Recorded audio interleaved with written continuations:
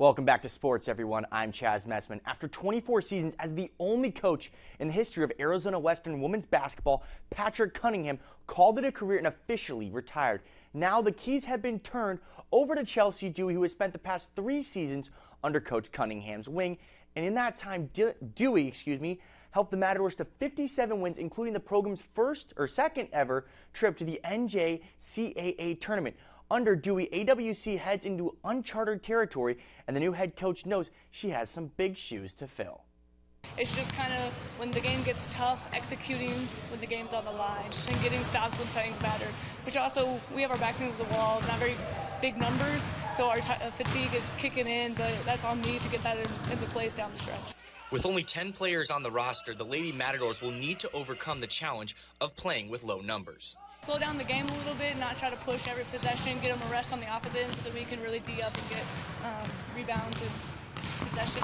Really just play possession basketball, but then you have to execute, can't have turnovers. So, aside from conditioning, AWC will rely on a strong mentality to overcome a short bench. I like to say that we're a very hardworking team. Effort every day, every possession. So that grit will come from leaders on the team like sophomore guards Elena Palacios. I play very scrappy. I like getting rebounds. I like playing defense. I like doing the harder parts so that the offense comes easy. As the season moves along, Dewey expects her team and star players, which includes the return of Alliance Indiba, to improve and showcase more of their strengths. Our post play, but it hasn't shown yet. Alliance is very dominant. It's just she's also a year out from playing, so I think once we get a couple more games, I know we've already got 5 games under our belt, but I think more as we get reps, more we're going to be better in the post play.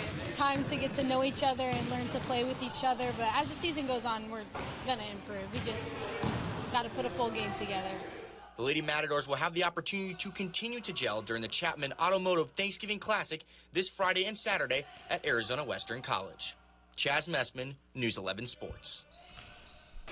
And here is Scott Nielsen, the new head coach for the Cibola Raiders, as they welcome in the Dobson Mustangs for their home opener on the season. Starting off in the second quarters, Raiders down 6. The Mudstains feed it inside, but how about Mariana Vega with the block for Cibola?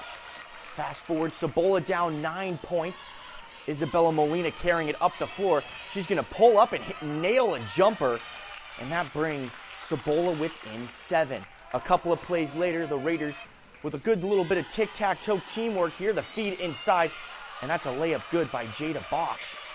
Or excuse me, that's going to be Mariana Vega with a touch off the glass. The Raiders would later find themselves down 16. Molina going up for the layup, no good, but Vega is there to clean it up. She'd get the bucket and the foul. Vega would put up 9 points on the night. After the free throw, it'd be 24-14 Dobson, but tonight was just a tough one for Cibola overall as they drop this one 58-35. The Raiders are now off to an 0-2 start on the year. On Friday, Gila Ridge and San Pasqual girls volleyball met in their first games of the season, with the Hawks coming out on top 55-46. The Warriors were led by Deja Villicana, who put up 17 points, and Kyla Emerson, who scored 16. Both squads are back on the court next week. University of Arizona got ranked 15th in the latest edition of the College Football Playoff rankings, and that is all we have time for in sports.